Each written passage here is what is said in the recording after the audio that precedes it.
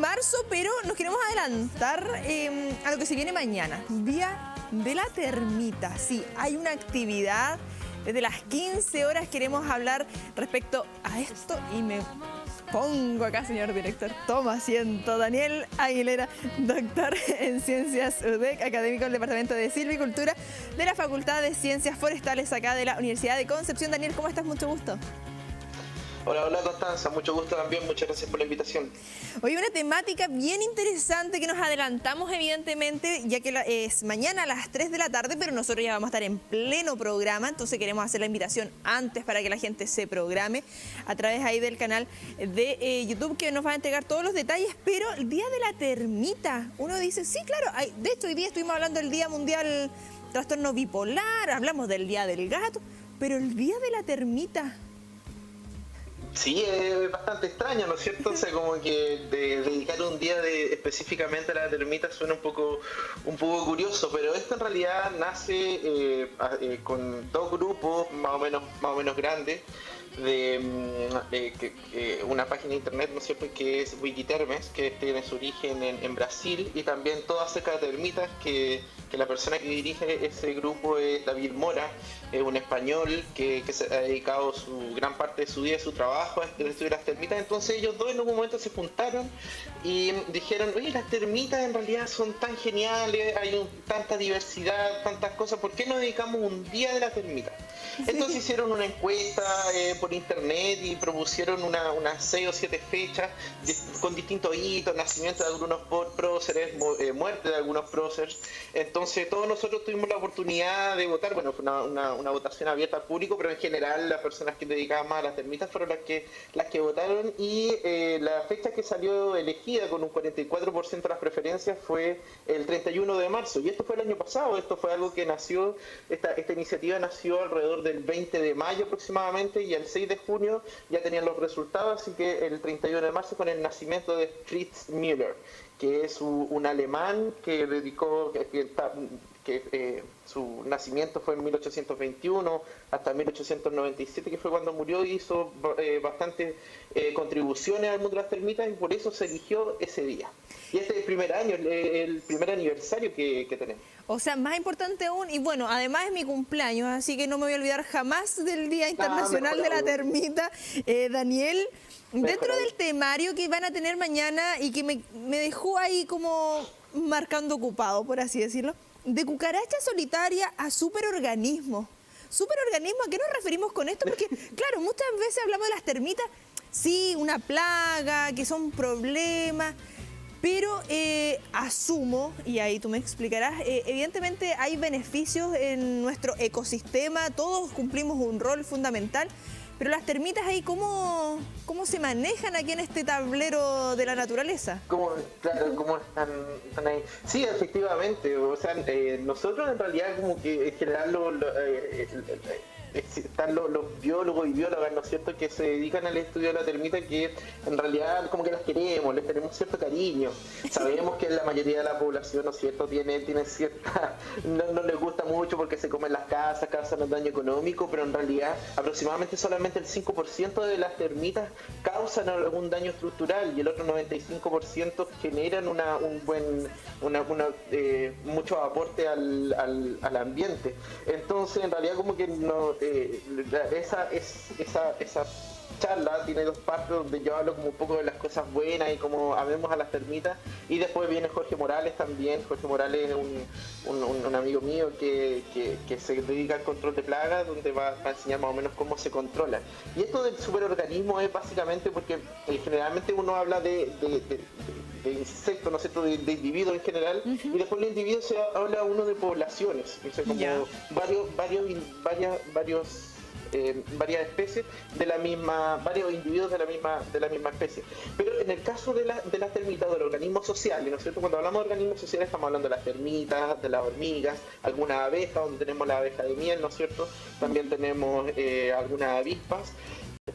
se organizan en colonias y la colonia es la que se comporta como si fuese un organismo completo. O sea, hay organismos que se dedican solamente a la reproducción, otros organismos que se dedican solamente a construir el nido, otros que se dedican a la defensa. Entonces nosotros miramos la colonia completa como si fuera un superorganismo, más que cada individuo claro. en particular. Disculpa, Daniel, esto es como... y vienen de cucaracha porque son cucarachas sociales. Sí, lo que conocemos, por ejemplo, como la abeja reina, la abeja obrera, y como claro. que tenemos más en lo popular, porque las termitas, de hecho, busqué harta información y poco sabemos de las termitas, y lo que más aparece tiene que ver con plagas. Y como que nos quedamos como siempre con eso, como el daño que nos generan a nosotros, pero ahí tú recalcando también el aporte que hacen en la naturaleza en sí y cómo van trabajando ellas en conjunto, me imagino ahí las categorías, los tipos, y que evidentemente se va de acuerdo a la zona en que nos encontremos. Siempre hablamos que bueno, nuestro país también es bien rico en biodiversidad y nuestros extremos son totalmente opuestos, entonces hay variedades en ese sentido. Ahí no sé si me equivoco o no respecto a eso. Sí, de hecho nosotros en tanta biodiversidad no tenemos, lo que nosotros que tenemos es alto endemismo. Nosotros, Chile es como un país, es como una isla dentro de Sudamérica, donde tenemos la cordillera de los Andes, el mar, el desierto y el frío antártico, ¿no es cierto?, por el sur. Entonces básicamente es difícil que naturalmente ingresen individuos, si no es gracias a nosotros, y ahí es donde nosotros somos los encargados de ingresar plagas a nuestro país. Y en Chile existen muy pocas termitas, muy pocas especies, existen solamente 5 especies de termitas, de las cuales una es introducida y la que causa como mayores problemas. Entonces es cierto eso que uno generalmente como que la termina enfocándose las termitas en las cosas malas y no en todas las cosas buenas. Y dentro de las cosas buenas es que estas termitas también participan mucho en el reciclaje de nutrientes. Las termitas son uno de los pocos individuos también que se encargan de la materia muerta, en este caso de la madera. En el bosque, por ejemplo, también ayudan a que los árboles muertos se degraden con mayor rapidez y con mayor facilidad para que estos nutrientes que están encapsulados, ¿no es cierto?, en los árboles, pasen nuevamente al ecosistema y puedan ser ocupados por otros organismos. Claro, señalabas ahí una de estas temáticas que tiene que ver con de cucaracha solitaria a superorganismos, que es el temario que se va a abordar mañana en esta charla. ¿Hacia quién está dirigida principalmente? Porque de verdad uno queda aquí como, oye, hay harto que saber de las termitas, hacia qué público lo tienen y cómo se va a ir desarrollando también esta actividad para que ahí nos vayamos organizando. Sí, bueno, esta actividad que está organizada por la Asociación Chilena de Empresas Controladoras de Plagas, va a empezar a las 3 de la tarde, donde yo empiezo hablando acerca de las termitas, de biología de las termitas. Yo debo conocer todo esto, cómo se organizan las castas, cómo se comunican, la diversidad en cuanto al número de especies, los roles ecosistémicos que tienen, los tipos de nido y todas esas cosas las vamos a hablar en esa primera charla. Y después la segunda charla, que está a cargo de Jorge Morales, él va a hablar acerca de los mecanismos de control de termitas. Entonces también es importante, sobre todo aquí que hay mucho desconocimiento por el público general, de cómo se tienen que eliminar las termitas cuando llegan a ser un problema en la casa. Entonces muchas veces dicen, coloquémosle raid, coloquémosle no sé, ciertos compuestos, parafina y cosas así. Esas cosas realmente no funcionan porque el sistema que tienen las termitas como de colonia impide que sea tan fácil de eliminarlo como una fumigación simple. Entonces es importante, esta charla está dirigida en realidad como para todo tipo de público, y mi charla en particular, y estoy seguro que la de Jorge también, va a estar dirigida de una forma amigable para que cualquier persona sin tener conocimientos previos de biología o de termitas pueda más o menos familiarizarse con ella y sepa más o menos qué hacer cuando tengan una plaga, y también las quieran un poco más si no son tan malas en realidad. Sí, ahí dentro de algunas curiosidades, porque si uno busca como información de termitas, que son bien trabajadoras, estuve leyendo, que están construyendo todo el día. ¿Mito o realidad? Sí, es entre mito y realidad, porque en realidad si lo miramos como una colonia completa, claro, efectivamente las termitas pueden estar trabajando todo el día, pero existen sistemas de turno, o sea, no están todo el día trabajando, o sea, hay uno cuando ve las termitas... No hacen tanta hora extra. No, sí se toman sus descansos también, o sea, uno tiende a pensar así, no, que trabaja un montón, pero sí, las termitas tienen un montón de trabajo y la que yo más compadezco en realidad de todo es la reina. La reina puede... A ver, a mí me interesa eso, que una tiene alma de reina. Bueno, no sé si te gustaría ser en realidad reina termita, porque la reina termita en realidad está todo el día colocando huevos y si lo miramos proporcionalmente, cuando recién se funda una colonia, ya ponte tú que la termita es como del tamaño de Milán, pero estamos exagerando, no sé, con las termitas mías en realidad menos de 2 centímetros. Entonces está la cabeza, el tórax y el abdomen, que podría ser, ponte tú, la tapa sería la cabeza y el tórax y el resto del lápiz sería el abdomen. Pero cuando ya lleva la colonia mucho tiempo, existe algo que se llama la fisiogastría, que le empieza a crecer mucho el abdomen.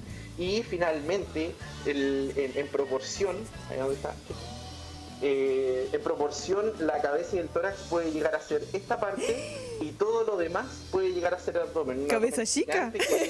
Yo al principio cuando cabeza chica y tórax chico, de hecho yo pensaba que no podían caminar porque realmente quedan como con las patitas en el aire del tamaño del abdomen que llegan a tener. O sea, imagínense, ese embarazo debe ser o sea, no me gustaría ser reina termita. Que se mejore luego nomás la reina termita ahí. Bueno, en realidad en ese término de mejorarse luego, la verdad es que no se mejora nunca porque están continuamente colocan huevo tras huevo y en realidad no, así que esa es una de las curiosidades. Otras curiosidades que a otras termitas, por ejemplo, llegan a construir nidos de unos montículos que realmente están como en África, de alrededor de 6 metros. Entonces, si nosotros llegásemos a sacar la proporción de cuánto mide una termita, que una termita mide en promedio medio centímetro, y lo llevamos y una termita millones de termitas miden medio centímetro y son capaces de construir un montículo de 6 metros, es como si nosotros llegásemos a construir una estructura solamente con nuestras bocas, o en este caso con nuestras manos, sin ayuda de maquinaria, sin tecnología, sin nada de eso, que es 3 veces el tamaño de las Torres Gemelas, solamente con nuestras manos. Entonces, ¡ay, me encantó! Si sacamos esa proporción, vemos que es gigante, el trabajo que hace es espectacular. Por eso, superorganismos, evidentemente, y todo lo que hacen. Ahí adelantando un poquito de lo que se viene mañana en esta charla a las 15 horas. Exactamente. Daniela Aguilera, un gusto y desearte todo el éxito para mañana. Ya, muchas gracias por la invitación y ahí los dejo invitados para que a todas y a todas, para que a las 3 de la tarde aprendamos un poquito más de las termitas y no le tengamos tanta malas, igual tienen su lado bonito, su lado tierno.